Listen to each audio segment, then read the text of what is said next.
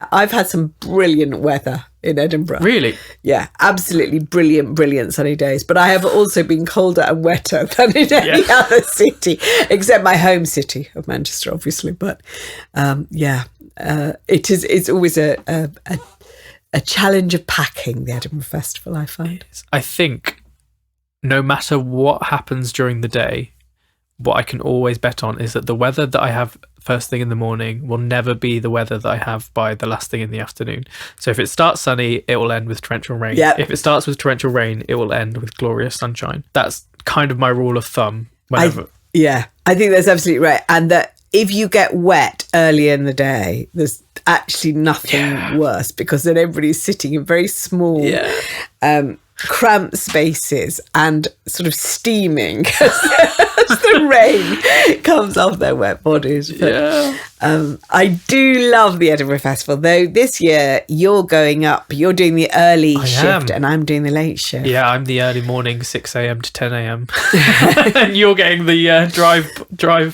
Yeah, I get the cherry picking towards the end, so I'm going up third week, I think. Yeah, which by then is always the case, is that all the good shows will have been highlighted and we can clear up all the stuff that we've missed that we should definitely have got to sooner, which is good from an editorial perspective. Yeah. Well, I think welcome, let me say at this point, to this week's episode of the What's on Stage podcast with me, Sarah Crompton. And me, Alex Wood. I think the great thing about Edinburgh now, as opposed to Edinburgh when I first started to go there, is that things that are brilliant do seem to have another life. They quite often go on tour, and they certainly get to London. And I think they might take a long time to get to London. I mean, it's interesting that shows are coming to London now that perhaps we saw in Edinburgh a couple of years ago. But nevertheless, they do have a chance of an additional life. And that feels to me slightly different than in the past, where it was sort of, you had to go to Edinburgh to see the show. If I'm cynical about it, I would say almost there's something Darwinian in that it's the survival of the fittest shows. So if it's good enough, it will transfer. So I don't need to bother going up to Edinburgh, because anything that is worth seeing will come to me, which is an awful perspective and actually almost is the laziest way of approaching this way of finding new and emerging talent. And there is nothing more satisfying than being one of the first critics in a room with someone that you know in 5 or 10 years' time is going to be one of the leading lights in British theatre. From your egocentric smugness levels are through the roof when you see a show transfer to the West End and suddenly garner huge amounts of praise. But at the same time, there is a degree of manufacturing behind it these days, which I don't think used to exist. But I was talking to a literary agent recently, and she said that any show that has a good amount of funding behind it will be written by someone that already has an agent, is always already represented. So they're not going to Edinburgh to be found. They're just going to Edinburgh almost as a rite of passage when they've already got enough behind them to take them to London or wherever that they need to go, which again maybe is quite a negative perspective on Edinburgh, and I don't want to start the podcast with a negative. I do actually think that there's a huge amount to be gained from the Fringe festivals. I think there's a lot that needs to be examined about what's going on underneath the bonnet at the Edinburgh Festival Fringe, in terms of pay or housing or just sustainability. Some strides are being taken around that, and we could do a 20-hour podcast on everything that goes on behind which we might do. Which we might do, yes. If anyone wants to commission us to do a deep dive into the Edinburgh Fringe, that might be slightly beyond What's on Stage's remit. But for now, we want to cherry pick our highlights from Edinburgh Fringe's past. Yes. And pick some of our favourite memories that maybe reflect why we love Edinburgh in August so much. One of the things I'm always struck by is how every Edinburgh is different. So you always go with the sort of same high hopes, and then each festival takes on a different character. And I feel that the festivals I went to as a student are in the deep distant past were different than the festivals I went to as an arts editor, were different than the festivals I went to with my children, different than the festivals I now go to as a critic for What's on Stage. Each one has the capacity to prompt happy memories, prompt new thoughts, prompt a sense of excitement about theatre. What I think Edinburgh's brilliant at, actually, is giving you a kind of flavour of what's going on in theatre. It's like it's like an insight into the hive mind of the things that you know you're going to be watching a lot more of in the years to come. So, like, for example, I feel that about 3 years ago there were a lot of sort of small scale musicals which were examining different themes, and I hadn't been conscious of that on the Fringe, and then suddenly there they are. Or sketch comedy, definitely in Edinburgh. You suddenly saw all these sketch comedy shows in Edinburgh that then ended up on telly, and now I think you're going through a sort of slightly different sense of what's happening in comedy. And so I think it's like a litmus test of where taste is at some levels, which I think is interesting. So I'll kickstart with one of my first cherries in 2017, just 2 weeks after I first started at WhatsOnStage. I was up in Edinburgh, and one of my close friends said, "Hey, you need to go and see this student musical." And already at that point I was like, well, I've just started at WhatsOnStage, I don't need to see student shows anymore. But she said, no, this is the real deal. And it was in a hotel foyer in Grassmarket, so not one of sort of the big players like the Pleasances or the Traverses or the Underbellies. And it was sort of 6 university students playing the Queens of Henry VIII. Oh wow! Written by university students and creating a lot of buzz and excitement, but essentially playing in a glorified conference suite on a very, very sort of like low stage. I actually found my review that I'd written for a blog about the show, because I didn't review it for WhatsOnStage at the time. And I think I mainly complained about the noise levels, that the band were drowning out the amazing lyrics. So fast forward 6 months, when all of a sudden we get this email in our inbox saying, hey, this new musical about the 6 wives of Henry VIII is doing 4 concerts in the West End. Here's the first listen. And I turned to Daisy, who was my editor at the time, and said, we need to get behind this show, because it was incredible in Edinburgh when it was just a group of students, and now it's got some producers behind it, it's got a bit of money behind it, it's got a bit of energy behind it. Lo and behold, Tony Awards later, international acclaim later, Six the musical was born in a conference suite in Edinburgh. And a lot of people remember the 2018 run, when it was at the Underbelly Cow, I believe, playing in the Upside Down Cow in George Square. But really, it did start as a student show with 6 people in essentially the costumes they probably found in charity shops in Cambridge, put together with like ramshackle LED lit wooden sets. That's where it all began. And that is probably one of the most quintessential rags in inverted commas to riches stage shows that really feel like they've grown quite considerably over the last 7 years. I mean, I think 6 is a brilliant story anyway, because, Toby Marlowe and Lucy Moss had some success at university, and it is a university show. I mean, that's so one of my feelings about the Fringe, and one of the changes, is that university shows are harder to find. That I think it is about money, and they too often, in my opinion, do material that isn't original. So if you're looking to try and find new stuff on the Fringe, what you want is original material by really, really young people, and that was the kind of great example of that. That sort of brings me to one of my cherries, which is much more lowbrow in a way. I'd like to pretend I spotted Bo Burnham, which I sort of did, because I was at that very first show, and I did like it, but I don't think I really knew that Bo Burnham was going to be huge. I kind of liked it and thought it would, he was good, but I didn't recognise what was going to happen next. But the show I did recognise what was going to happen next was Jack Whitehall. Wow. And he was at the Pleasance. It was, but he was in one of the smallest spaces in the Pleasance. I guess there were about 50 people tops, and he was the funniest thing that I'd seen at Edinburgh that year, and you just knew that he was going to be a star, because he had absolute command. And a cue is often a really good sign, isn't it, of whether something is going to take off. And it really did have such long queues, and everybody was cramming in. There wasn't a seat to be had, and they were putting in extra shows, and you thought, this boy's going to be big. And the set was incredible, because the whole set was about playing second fiddle to Robert Pattinson.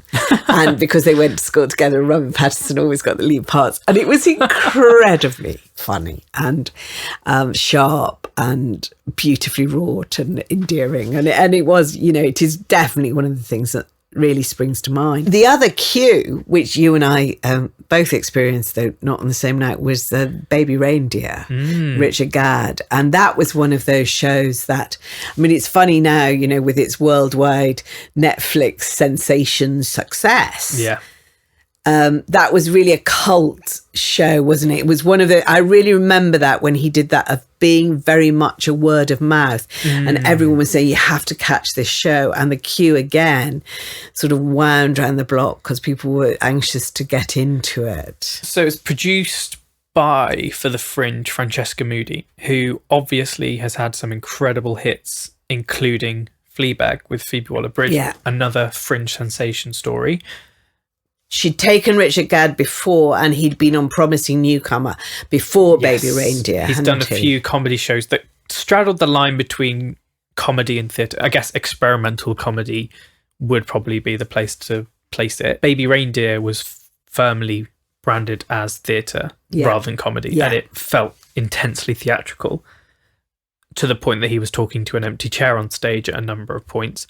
So the story, for anyone who somehow might not have caught it on Netflix, which seemingly, according to the statistics, everyone has, is Richard Gadd detailing how he was stalked over a long period of time by a woman who had come into his bar, and he had then spoken to and interacted with, which had led to a very caustic and unpleasant series of, I guess a relationship would be the wrong word for it, but a connection, I suppose. What was very fascinating seeing it within the Roundabout, which is this beautiful Edinburgh Fringe venue that then pops up across the UK over the rest of the year, but takes residence in Summerhall in Edinburgh for the duration of the Fringe. So in the round space of about 200 to 300 seats, you felt really complicit and isolated from the rest of the world whilst Gadd was telling this story of being stalked,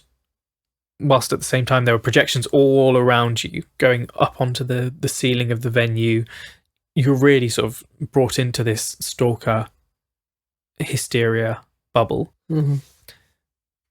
to the point that then when it became a Netflix series, it felt so wildly different, because by that point the story of Martha, the stalker, had been almost disseminated to millions of people. Yeah. And as we now know, almost within hours, sleuths on the internet had found who Martha was, had found her history, had found her entire life because of the Netflix series. Whereas when it was at the Edinburgh Fringe, it felt like this very close, intimate, complicit experience that I never thought for one second, I could probably go and find her if I did a bit of internet searching. It's probably an example of the essential, in a sense, the unreality of the theatrical form. I mean, even when you know that something's based on the truth, that by being in a theatre, you have a different relationship to it than maybe you do on a film, because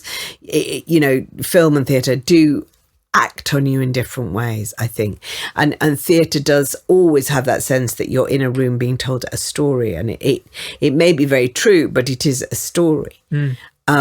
My interesting reaction to it is, which was slightly different than yours, I never really liked it because I always worried about it, and there are quite a lot of Fringe shows that have this effect on me, that they feel like therapy rather than like theatre, that there's something.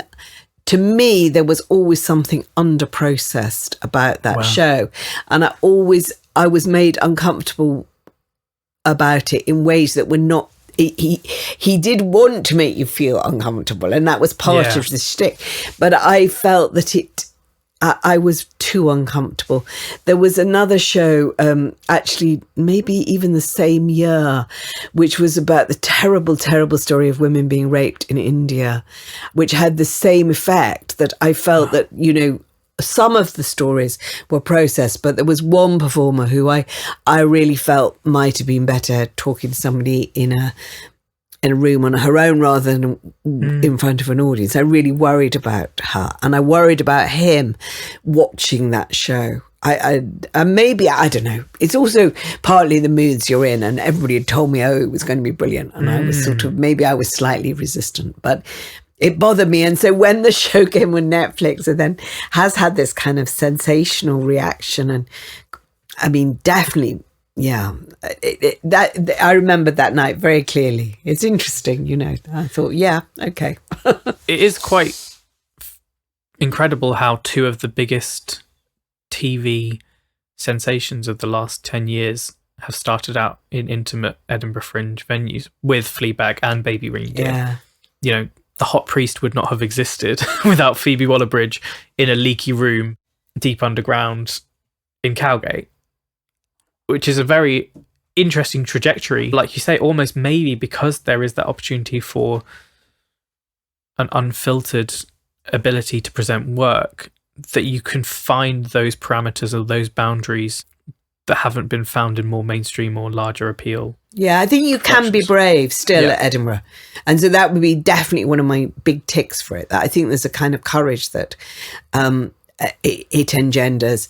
And actually, one of the things that I used to love, and it's not quite happening as much, is the use of odd spaces. And I think that encourages new thinking in a sense, and that would take me to another of my cherries, which was Black Watch. Wow. Which wasn't unexpected in some senses, because it was one of the earliest productions by the National Theatre of Scotland. National Theatre of Scotland was committed to making a new kind of theatre for Scotland, but what it was magic, and you knew that everybody connected with it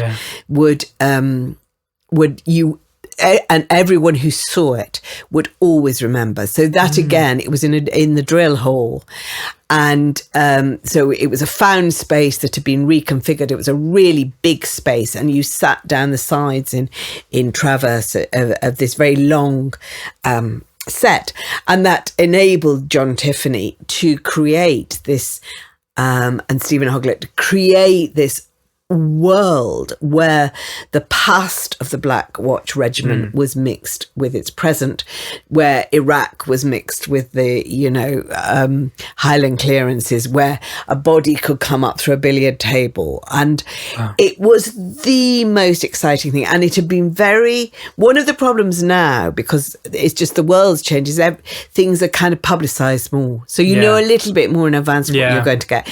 Black Watch, all you knew really was it was about the Black Watch Regiment, and it was directed by this guy that people thought was quite talented, and that it was National Theatre of Scotland. You didn't really have any idea what to expect. And it was written by Gregory Burke, who has given me many of my favourite Edinburgh moments. He also wrote Gagarin Way, which was shown at the Traverse, I think, about 3 years previously, and was, I thought, one of the best new plays ever to come out of Edinburgh. And I think, you watch Black Watch, and it was so exciting. The music, the sound, the space.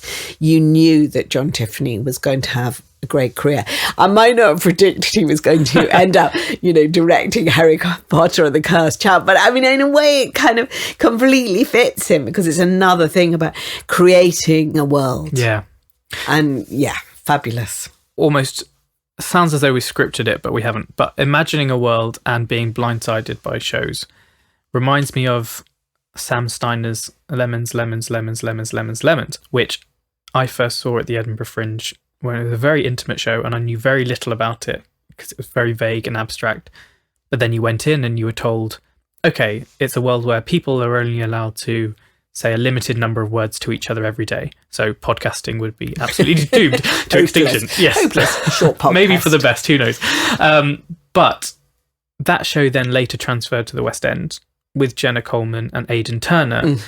Very different production by Josie Rourke. But at that point, obviously, I knew so much more about it. And I'd already seen it twice I think it came back in the second year at the Edinburgh Fringe and played Roundabout. But then seeing it as a big West End production almost felt like those parameters and those shackles had come up on it that weren't there in Edinburgh. In Edinburgh, you train yourself to just throw yourself into this production because you've come in from the cold or the wet or the rain. You sat there in your soggy trousers and you just want to forget everything that's around you. Whereas in the West End, I just don't think you get that same opportunity for complete and utter release and abandon that you can get in Edinburgh, which is probably why some productions do so well in Edinburgh and then come to London or the West End. And if they've got Fringe First Awards or 5-star reviews, they'll come to London and it'll be a slightly more tepid response. And that's a whole other debate about how theatre criticism or audiences shift between Edinburgh and London. But it does feel like that feels like a case study where something that was so beloved at the Fringe became just another West End show that didn't really stand out. Yeah. You've taken a play to the Fringe, which is more than I have. What was that like? Oh, well, back in my heady days of playwriting that I have stepped away from, I think, since I, was part of a wonderful company called Sleepless Theatre. And the MO there was essentially to create accessible work wherever possible. So every single performance that we had of the play, 9'9", was captioned. So we had to rig a projector up into the venue assembly rooms so that every single show could be read through the text as well as watching it. Right. So that in itself felt like a bit of a coup because not many shows actually at Edinburgh Fringe are captioned, and that's another whole debate about access at the Edinburgh Fringe, which a lot of venues aren't accessible for certain audiences because of steps or the fact they're in unconventional spaces. But from a creative perspective, as a writer, going up to the Edinburgh Fringe was absolutely terrifying.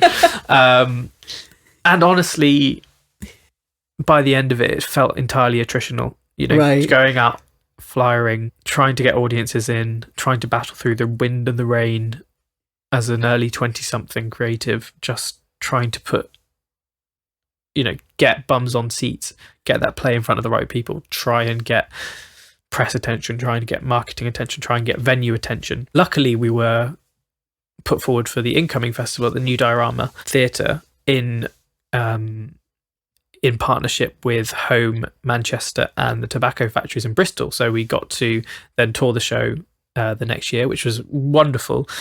But that Edinburgh season, honestly, was probably put me off writing, to be honest. And not to be too negative about it, but it was, there was that glorious abandon of just trying something, seeing if it works, just getting people into the rooms.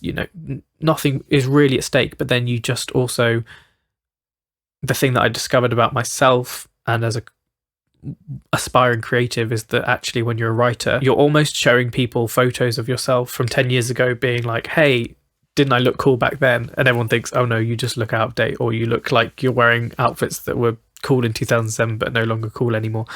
So I just kind of, by the end of it, was cringing at a lot of the things I'd written because they felt like they'd been written by me in the past rather than me in the present. That's interesting.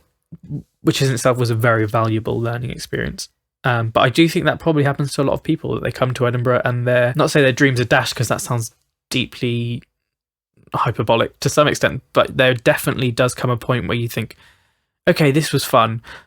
I don't think I could do this for the rest of my life. And maybe Edinburgh is an important opportunity for you to know, actually, yes, you might not be a writer, but you might be really great at supporting other shows or finding talent or, shouting about Six the Musical and stuff like that, which in the long run is something I found far more pleasure doing as a journalist than I ever found as being a writer on that side of the fence. Yeah, that's really interesting. I mean, I remember it, with great pleasure as a play, and I remember really liking it. I was struck by one of the things that bothers me about Edinburgh as it's changing is that you had a funny time slot, didn't you? You were midday. 1 o'clock midday time slot, and those midday time slots I think are really, really hard for all shows. And one of the things that I think has slightly changed in how the festival unfolds is that because plays are stuck in the time slot, unless there's somewhere like the Traverse, it's sometimes hard to find an audience, actually.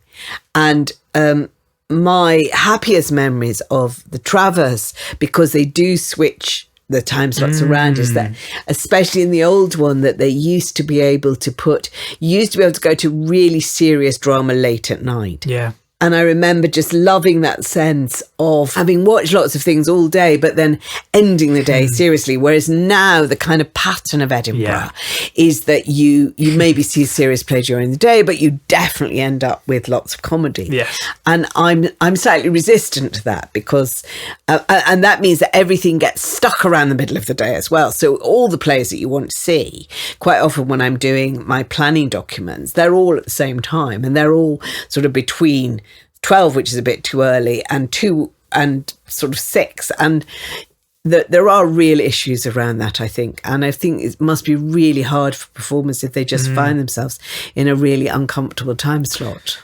And also, as critics, we are constantly facing clashes. You know, you're up for a few days, I'm up for a week. My hope is to try and cram in 50 shows in 7 days. That's quite ambitious. It's very ambitious, but I almost feel as though a lot of these shows need an appraisal because they come up looking for critics and stars and, you know, a bit of energy behind them or wind in their sails that critics can sometimes provide. You know, I still have people coming up to me saying, "Oh, thank you so much for your review in 2019 of my Fringe show. It got us that commission that allowed us to continue either as a company or as a creative or as a production." But every year it feels as though the column inches dedicated to the Edinburgh Fringe continue to shrink. Yes, they and do. And the number of critics going up continue to shrink. Yeah. That really has changed. That is something that's changed so much that I remember when I was an arts centre at the Telegraph, we used to devote so much space to Fringe reviews, which obviously are they're a classic example of the review that you'll read and know that you'll probably not see the show, but you might just log the names or just be interested with what's going on or getting a flavour of it. And now increasingly the main papers don't even send.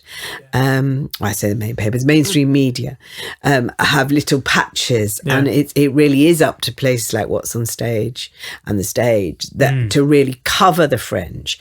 The Guardian, which used to have massive coverage, just scale right back, and it is again to do with costs. And we might, when the festival's up and running, have a bit of a chat about costs, because it has become undoable for everybody. And the other thing that I noticed though is that I noticed that my tolerance for shows has gone down because when I used to go, so probably in my 30s, I used to do like 10 shows a day. I was always really proud, and because I've always covered all kinds of the arts, there was quite a nice variety in that. So I would do, an art exhibition and 5 plays and a bit of dance and a bit of this and that. But now I really do keep it down. I try and keep it down to about 5 a day, because also the other thing about being a critic, being there, you've got to write. Yeah. I mean, so there was a year, Alex, where you worked me so hard. Sorry. And everything was really early in the day. So I was getting up at 6 a.m. to write the reviews the night before. And that is the other problem of just kind of needing to fit in the writing. And you do, critics can never moan because we have an interesting and exciting life. But you do get to a point in Edinburgh where you meet people, and there are 2 questions that everybody always asks. One, have you seen anything good? Yeah. Which is so, it's always so funny. And the other is, how much have you got to write? Because you're all carrying around these kind of lengthy bits of reviews that you've got to file. And I feel as though at the Fringe, the probably mythical adversarial relationship between critics and creatives is exacerbated. Yeah. Because the critics swan in, they give you 3 stars, and then they walk away. So this is me attempting to provide a bit of context to what critics are thinking or having to do. So normally if I go and review a show, and obviously you can have a case like a few weeks ago where you had to see 2 shows in one day, but for the vast majority of the time you're seeing a show a day, and then you're having either the evening or the next morning to write up about it. In Edinburgh, it's like you say, 5, 6, 7 a day. When I'm taking notes in those reviews, if it's a West End show or something in London, I'll give some thoughts or insights or think about lines that I might want to weave into the review. When it's in Edinburgh, I'm just literally writing character names, what happens, who the playwright is. Yes. Just giving me a skeleton to remember what actually happened over the course of that hour, because there is so much going on that likely by the time I get to write it at the end of the day, I'll need those memory aids. Yeah. So almost I feel like, am I doing that show as enough of a service because I'm not giving it as much time as I would do a show if I was reviewing it elsewhere? The other thing is, and actually maybe bringing this full circle because it's about the rain, is that on a day when it's sunny and I've got to walk for 20 minutes between a venue, I will probably just be head down typing a review on my phone, getting as much out as possible as quickly as possible, so then I have the draft that I can send to myself, so then I can write it properly when I get back to a laptop. If it's raining, I've got no chance of doing that, so my workload piles up with bad weather. Compared to when it's sunny, I can actually get at least 100, 150 words down as quickly as possible, just so I feel like I've done the show justice. And it is sad because of the limited number of critics that you can send up, or the budgets that are present. You do feel like there's more on your shoulders as a critic, because you want to be able to do these people justice when they've spent so much money and so much time and are at the start of their careers in an industry that has so few opportunities to allow them to have the soundbite or the star rating or the review or the searchable article that they can then use for their funding applications or for their programming case. And there's a terrible pressure on stars as well. So I mean, that you're absolutely right, that is where the attritional relationship sort of opens up, because everybody wants 5 or 4, and you do get Edinburgh inflation. It's definitely the case, that because you're trying to be generous, because very often this is people at the start of their careers, you don't want to just be damning. No. But equally, you can't give everything 5 and 4, because then it doesn't make any sense of what you're trying to bring a judgment into what you're seeing in that snapshot. And I mean, I've been, and I'm sure you have, because I've been attacked in queues for 3-star reviews. Yeah. Wow. So, and we've had, attacked, I think is fair. And ended up having kind of long conversations by why you just can't give everything 4 or 5, and it doesn't work. We're coming to the end, I know, but and we are going to do another Edinburgh podcast, I think, during the festival. But I'll just do my last highlight, which would be, I'm going to do a dance one, because actually that's the other thing about my Edinburgh. I see an awful lot of dance, and it was the point. It has been the place that certainly in the 80s and 90s, because you didn't see much dance. It was always hard to see dance in London. So you used to go for experiment. So my last memory, my most memorable, is seeing Merce Cunningham's company in a gym in Edinburgh. Again, not a normal venue. Really, my memory is it was miles out. I'm sure it wasn't. I'm sure it just seemed a long walk. But what I remember about it is absolutely not getting it at all. So I'd read, it must have been the 80s, I'd read about Merce Cunningham. I knew he was the most significant contemporary dance maker. Hadn't been to America at that point in my life. Didn't understand a thing that he was doing, and just sat there in blank incomprehension. That's my other very memorable Edinburgh moment. Yes. So Edinburgh is very much a monument to the incomprehensible. All of these sometimes utterly confounding shows are given almost a space to feel rational, whereas otherwise they really would not. And I think that is glorious in its way. Obviously, we've spent a large portion of time detailing some of the problems with Edinburgh and some of the problems with the ecosystem. But I think sometimes you can love something so much that you can nitpick about its faults, and that love can still remain. Yeah, and we'll set off with happy hearts and high expectations, and something will fulfill them. Actually, that's always the other thing. Yeah. Something will absolutely fulfill all your hopes, and you'll bounce out into the rain. Yeah, and normally it'll only be one show just before you leave. Yes, exactly. And it will allow you to then feel excited for the next year. Exactly. So we will return to Edinburgh when we're actually there in a later podcast. But for now, it's goodbye from me, Sarah Crompton. And a goodbye from me, Alex Wood.